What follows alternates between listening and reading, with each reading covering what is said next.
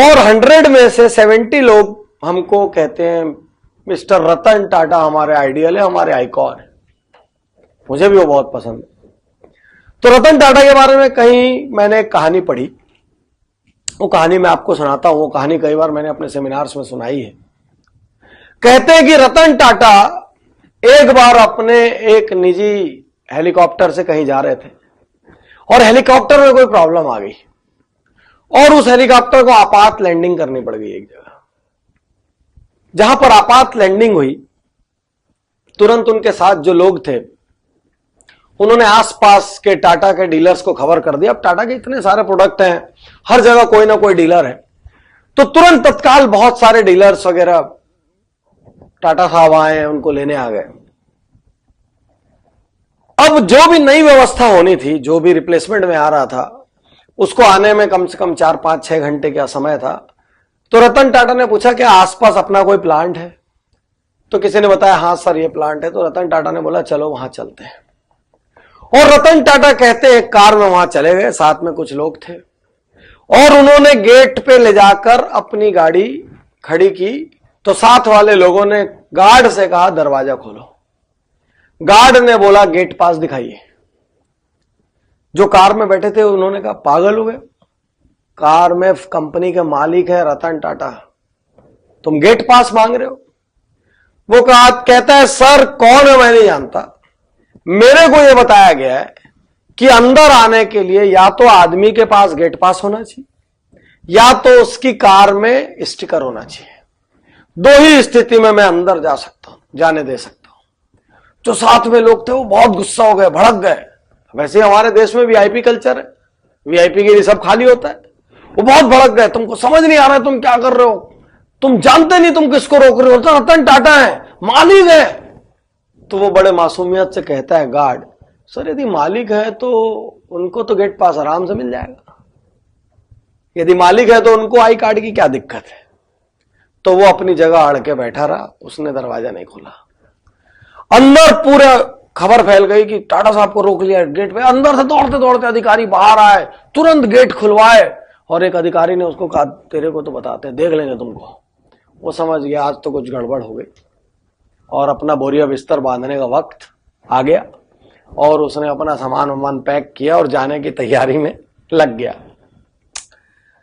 तो समझ गया कोई तो बड़ा तोप था और गड़बड़ हो गई अपने से, तभी इतना हड़कम मचा है।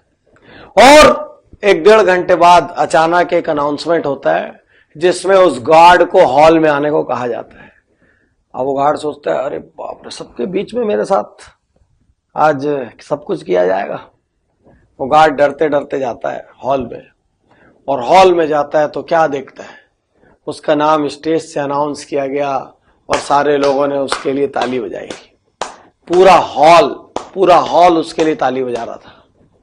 और वहीं को वहीं उस गार्ड के लिए एक बड़े अवार्ड का अनाउंसमेंट किया गया और साथ में कैश प्राइज दिया गया।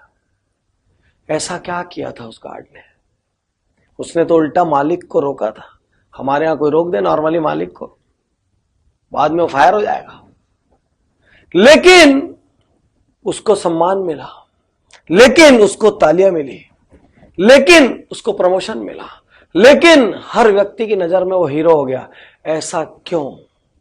क्योंकि रतन टाटा ने एक बात कही, यदि इसको यह सिखाया गया था कि इस गेट से आने वाले हर आदमी के पास गेट पास होना चाहिए या उसकी कार में स्टिकर होना चाहिए, यदि इसने गेट पास और स्टिकर ना होने की वजह से मुझे रोका है तो इसका मतलब ये अपनी जगह का मालिक है, ये उस गेट का मालिक है और इसने एक नियमतः बर्ताव किया है कि जो कुछ होगा नियम से होगा। इसने परवाह नहीं की गेट पे कौन है और कौन नहीं है। ये दबाव से हटा नहीं, ये दबाव से डिगा नहीं, ये दबाव से डरा नहीं, और इसने गेट पर वो किया जो एक सच्चे ओनर मेंटेलिटी वाले इंसान को करना चाहिए।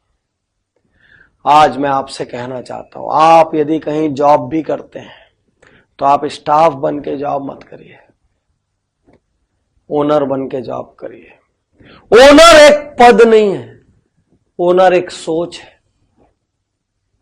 ओनर सैलरी से नहीं होते हैं, ओनर माइंड सेट से होते हैं। हो सकता है आप पानी पिलाते हो, ऐसा पानी पिलाइए कि सामने वाले को लगे क्या आग्रह से पिलाया है। हो सकता है आप पेंट्री में हो, आप चाय पिलाते हो, ऐसी चाय पिलाइए कि उतनी मनोहार किसी ने ना की हो। आप ऐसे काम करिए कि आपके बॉस, आपके मैनेजमेंट आप पे ब्लाइंड भरोसा करें। और आप अपने, यदि आप मालिक है तो आप अपनी टीमों को भी ये सिखाइए कि ओनर मेंटालिटी से काम करें। एक ओनर घड़ी नहीं देखता, एक ओनर परवाह नहीं करता, एक ओनर ही इसीलिए क्योंकि वो सुबह 6 बजे भी काम कर सकता है और रात को 12 बजे भी काम कर सकता है। और यदि ग्रो करना है जिंदगी में तो ओनर मेंटालिटी जरूरी है, क्योंकि ओनर मेंटालिटी हो सकता है आपको अपनी कंपनी के बहुत ऊपर के पदों पे ले जाए। ओनर मेंटालिटी यह भी हो सकता है आपको खुद कहीं का ओनर बना दे। तो ओनर एक सोच है, ओनर एक माइंडसेट है, ओनर एक थॉट प्रोसेस है। और स्टाफ मेंटालिटी से काम करोगे तो फिर घड़ी देखोगे रोज, इतना बज गया, मेरे को तो जाना है, मेरा तो ये काम है, आज तो मेरा छुट्टी का दिन है, मेरे को तो ज्यादा काम बता दिए, मेरे से तो ज्यादा मेहनत करा लिए, दूसरे को तो ऐसा करते हैं, मेरे साथ तो ऐसा करते हैं, रोते रहिए। फिर स्टाफ मेंटेलिटी वाला आदमी कभी बड़ा नहीं हो सकता, वो कभी जिम्मेदार नहीं हो सकता, उसमें कभी कोई भरोसा नहीं करेगा, उस पर कभी कोई ट्रस्ट नहीं करेगा, उसकी ग्रोथ नॉर्मल रहेगी, कभी कुछ एक्स्ट्राऑर्डिनरी नहीं करेगा। और ओनर मेंटेलिटी वाले आदमी को पूरी दुनिया चाहती है, जिसमें लीडरशिप है, जो आगे बढ़ के जिम्मेदारी लेता है, जो प्रोएक्टिव होता है, जो गलत हो जाए भले लेकिन काम करने को तैयार होता है, जो गलतियों से सीखता है, बेहतर बनता है, आगे बढ़ता है, उसको कहते हैं ओनर मेंटालिटी। और जो बार बार एक ही गलती करता है वो बाद में बोलता है अब मैं क्या करूं सर, अब मैं जितना जानता हूं उतना ही जानता हूं। ये स्टाफ मेंटालिटी है, वो ना सीखने को तैयार है, वो ना अपग्रेड होने को तैयार है, वो ना परिवर्तन लाने को तैयार है, वो ना चेंज के लिए तैयार है, वो ना ट्रांसफॉर्मेशन के लिए तैयार है, वो ना ग्रोथ के लिए तैयार है, वो किसी चीज के लिए तैयार नहीं है। वो स्टाफ मेंटालिटी। और ओनर मेंटालिटी वो है जो हर चीज के लिए तैयार है, बस ग्रोथ चाहिए, सम्मान चाहिए, रिकॉग्निशन चाहिए। इसलिए जीना है तो ओनर मेंटालिटी से जियो। कुछ लोग घरों में अपनी जिंदगी बर्बाद करते रहते हैं क्योंकि वो सोच औसत होती है, स्टाफ सोच। वो सोचते हैं कि मैं बहाना बना रहा हूं तो किसी और का नुकसान कर रहा हूं। अरे आप जब किसी और को बहाना बना के ये सोचते हो कि मैं उसको बेवकूफ बनाने में सफल हो गया, तो आप किसी और को नहीं, अपनी जिंदगी को बेवकूफ बना रहे हो।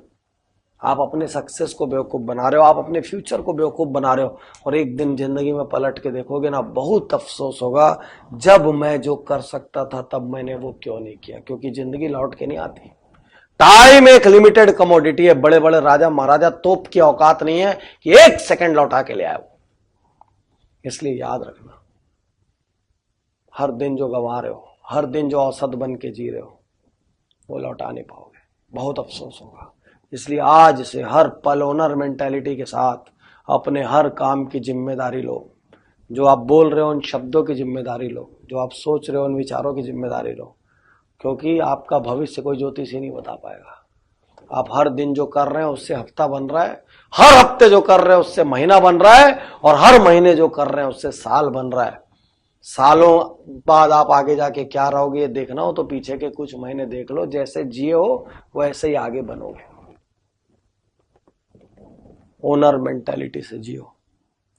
ओनर की सोच होती है, वो सोच अपनाओ। शुक्रिया, धन्यवाद।